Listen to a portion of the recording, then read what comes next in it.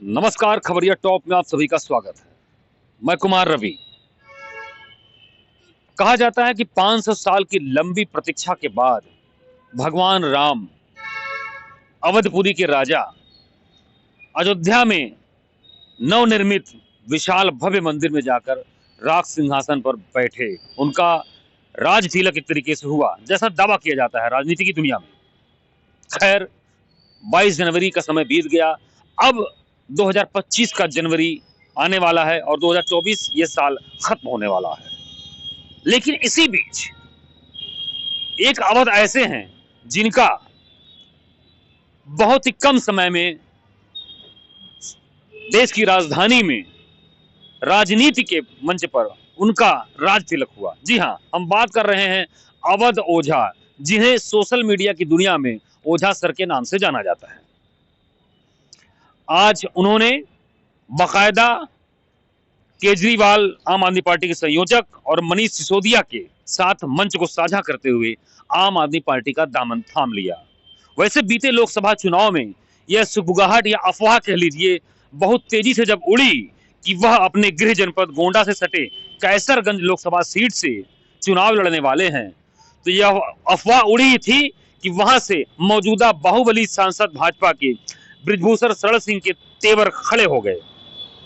बात कुछ हुई नहीं, बात गई, रात गई, बातें खत्म हो गई। लेकिन अंदर खाने में जब राजनीति में वो पूरी तरह से वो कूद चुके हैं, तो यह भी खबरें आ रही हैं क्योंकि पहले कांग्रेस उसके बाद भाजपा में उनकी दाल नहीं गली, तो उन्होंने आखिरकार आगामी दिल्ली के विधानसभा चुनाव में अपनी राजनीतिक मंशा या महत्वाकांक्षा को पूरा करने के लिए आम आदमी प्लेटफॉर्म के राजनीतिक मंच को चुनना स्वीकार किया।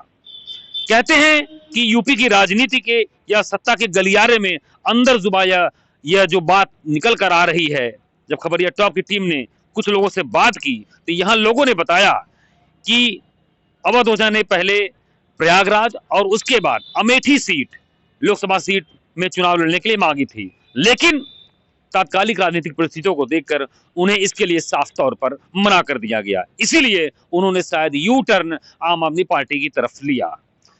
लेकिन क्या ओझा सर, जो अभी तक एक शिक्षक थे, इनोवेटर थे, कोचिंग संचालक थे और कह लीजिए कि सोशल मीडिया की दुनिया में कुछ ही चंद समय में वह बहुत ही विख्यात हो गए अपने सटीक जानकारी के लिए, अपने तेज तर्रार स्लोगन्स के लिए, अपने मारक पूर्ण अपने सीख के लिए, खासकर युवाओं के बीच उनका क्रेज बहुत जबरदस्त तरीके से हुआ। लेकिन आज अब वह कहीं ना कहीं पहले आम थे, अब खास हो गए, खास आम आदमी पार्टी के हो गए, यानी एक राजनीतिक छत्रछाया के नीचे उनका व्यक्तित्व आ गया। ऐसे में क्या ओझा सर की विश्वसनीयता उसी तरीके से बनी रहेगी जैसे कि शिक्षा की दुनिया में उनको जो फॉलो किया जाता है?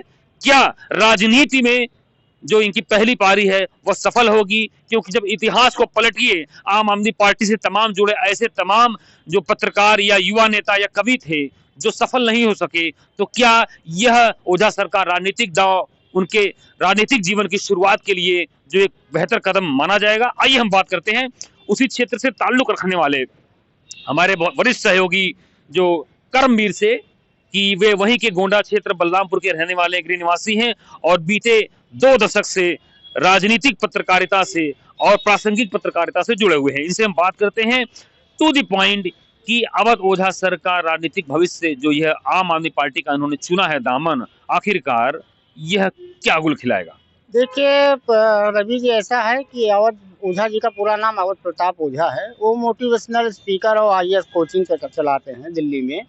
तो जैसा आपने बताया ही इंट्रो में कि वो कैसरगंज से टिकट चाहते थे, लेकिन उनको टिकट नहीं दिया गया। वो सपा में भी ट्राई कर रहे थे, कांग्रेस भी कर रहे थे। अब चूंकि दिल्ली में विधानसभा चुनाव है अगले साल फरवरी में, और अवध ओझा चूंकि दिल्ली में ही बेस्ड हैं, वहीं कोचिंग चलाते हैं, तो उनके पास अच्छी खासी स्टूडेंटों की तादाद है। दूसरा ये है, वो इलाहाबाद में भी कोचिंग कर चुके हैं, पहले कोचिंग में ही पढ़ाते थे इलाहाबाद के। क्योंकि आईएएस उन्होंने प्री निकाला था, मेंस निकाल नहीं पाए थे, तो वो वापस फिर पढ़ाने लगे। अब इसका कितना इम्पैक्ट आम आदमी पार्टी को, क्या लाभ मिलता है नहीं मिलता है, ये भी बात की बात है। क्योंकि आम आदमी पार्टी में ऐसे बहुत सारे पढ़े लिखे लोग आए और कुछ आए और कुछ चले गए। आशुतोष रहे हों, कपिल। अगर हम बात करें, आशुतोष की बात कर रहे हैं, आप काफी वरिष्ठ पत्रकार रहे यहाँ पर, काफी मुखर एंकर माने जाते थे अपने समय जो है, वो भी गोंडा जनपद के ही गृह निवासी हैं, हथियागढ़ कहीं क्षेत्र के, अवध क्षेत्र के। जी बिल्कुल, आशुतोष रहे हों या प्रशांत भूषण रहे, ऐसे बहुत सारे लोग आम आदमी पार्टी में आते रहे, कुछ बच्चे और कुछ चले गए। सौरभ भारद्वाज हैं, वो भी बहुत अच्छे माने जाते हैं, पढ़े लिखे व्यक्ति हैं। आम आदमी पार्टी में है ऐसे लोग, लेकिन अब अवध ओझा जितना बढ़िया कोचिंग में पढ़ा लेते हैं या मोटिवेशनल स्पीकर हैं, तो उनकी विश्वसनीयता, पॉपुलरिटी है, अब वो राजनीति में कितना खरे उतरेंगे या नहीं उतरेंगे, ये तो विधानसभा दिल्ली का जो चुनाव होगा वही तय करेगा कि अवध ओझा ने आम आदमी पार्टी को कितना बेनिफिट दिया और आम आदमी पार्टी से कितना बेनिफिट खुद को लिया।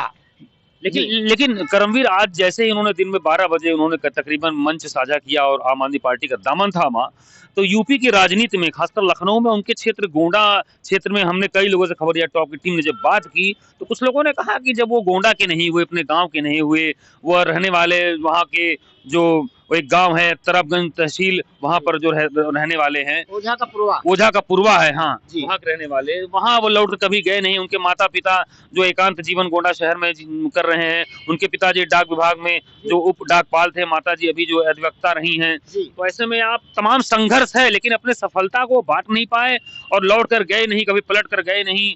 और गोंडा की लोग बड़ा मतलब अपने मन महसूस कर रहे हैं कि अगर यही विश्वसनीयता, यही लोकप्रियता, यही शिक्षण की जो उनकी तरीका है, गोंडा के बच्चों को, जो गोंडा काफी पिछड़ा क्षेत्र माना जाता है, जैसा कि देखिए, ये अवध के गोंडा बलरामपुर का दुर्भाग्य हमेशा से रहा है। रवि जी, अटल जी रहे हों, अटल जी बलरामपुर से पहली बार सांसद रहे, है ना। नानाजी देशमुख थे, पंछी बेकल उत्साही थे, अली सरदार जाफरी बहुत बड़े कवि देश के थे, वो भी बलरामपुर के ही थे। कॉन्सेप्ट जो कहते हैं कि ब्रेन ड्रेन, बस तो ये उस क्षेत्र का दुर्भाग्य रहा है कि वहां से आदमी जब बड़ा होकर निकल जाता है फिर मुड़ के नहीं देखता है।